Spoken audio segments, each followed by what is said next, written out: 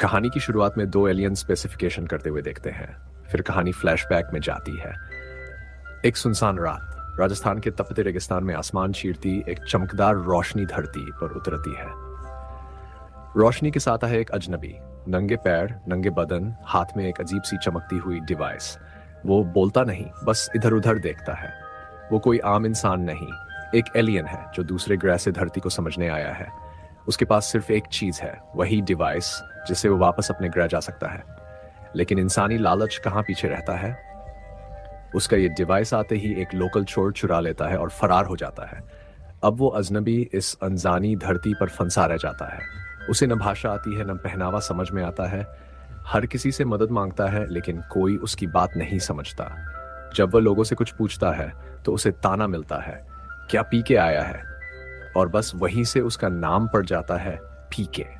अब पीके का सफर शुरू होता है, अपने डिवाइस को वापस पाने का सफर। और इसी बहाने उसे इंसानियत, धर्म, विश्वास और मोहब्बत की एक ऐसी गहराई मिलती है जिसकी कल्पना भी उसने कभी नहीं की थी। शुरुआत में वो लोगों की चीजें छूकर उनकी भाषा समझने की कोशिश करता है। जब वो किसी का हाथ पकड़ता है तो उसकी यादें और भाषा उसके दिमाग में उतरने लगती है। ऐसे ऐसे हरकतों की वजह से वो और भी ज्यादा अजीब लगने लगता है। धीरे धीरे वो हिंदी बोलना, इंसानी पहनावा और व्यवहार समझने लगता है। फिर उसे समझ आता है कि इंसान हर चीज का हल भगवान से मांगता है। कोई मंदिर में सिर झुकाता है, कोई मस्जिद में सजदा करता है, कोई चर्च में प्रार्थना करता है। पीके को लगता है कि शायद भगवान ही उसकी मदद कर सकते हैं। और यहीं से शुरू होती है उसकी सबसे बड़ी उलझन, कौन सा भगवान सही है। हर धर्म के अलग अलग नियम, अलग रीति रिवाज। किसी में जूते उतारने होते हैं, किसी में सिर ढकना होता है, कहीं पर बकरा चढ़ता है, कहीं दूध की धार बहती है। पीके कंफ्यूज हो जाता है। उसे लगता है जैसे इंसानों ने दो भगवान बना दिए हैं, एक असली जिसने सबको बनाया है और एक नकली जिसे इंसानों ने खुद बना लिया है। पीके के इन्हीं सवालों के बीच उसकी मुलाकात होती है जग्गू से, यानी जगत जननी फ्रेस, एक तेज दिमाग वाली पत्रकार जो खुद भी प्यार में हार चुकी है।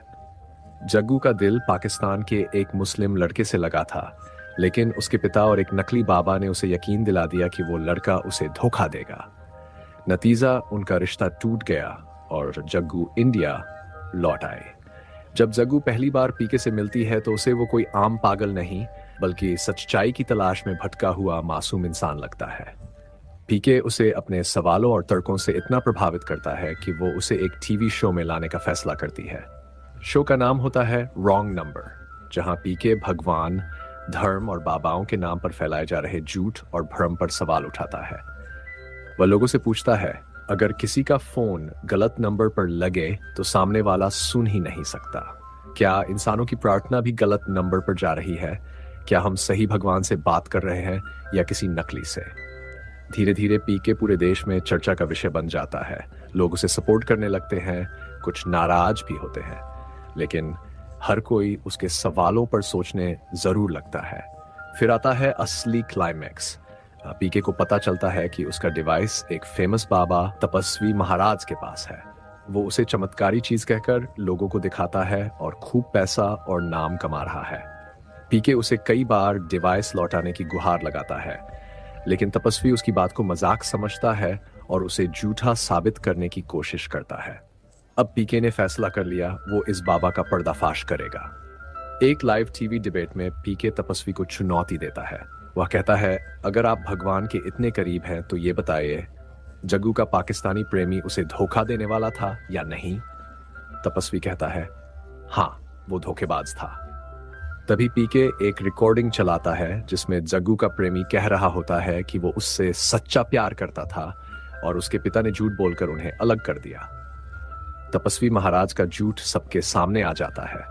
लोग समझ जाते हैं कि उन्होंने जिस पर आंख मूंद कर भरोसा किया वो बस एक और गलत नंबर। अब पीके को उसका डिवाइस वापस मिल जाता है, लेकिन इस बीच वो इंसानी भावनाओं में उलझ चुका होता है। उसने जग्गू से मोहब्बत कर ली होती है।